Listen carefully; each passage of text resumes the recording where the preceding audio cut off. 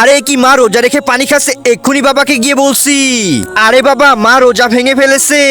কিন্তু কেন? চল গিয়ে দেখি। আরে এইসব তুমি কি করছো?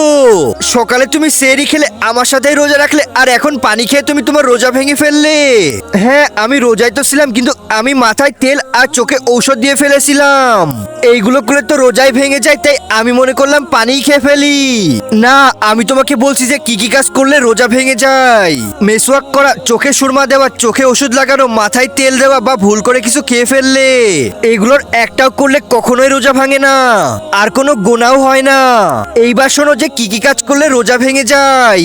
তার আগে সবাই তো দেখি না আজকের ভিডিওটিতে লাইক সাবস্ক্রাইব করে। আজকে দেখবো কয়জন এই শিক্ষামূলক ভিডিওটার জন্য একটি লাইক, একটি সাবস্ক্রাইব আর কমেন্ট বক্সে এই সুন্দর ইমোজিটা দিয়ে যায়। কানে বা নাকে ঔষধ দেওয়া, ইচ্ছাকৃতভাবে কিছু খেয়ে ফেলা, অজু করার সময় কুলি করতে গিয়ে পানি খেয়ে ফেলা, এগুলো করলেই রোজা ভেঙে যায়।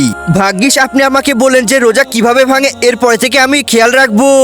হ্যাঁ বাবা, আমিও খেয়াল রাখবো।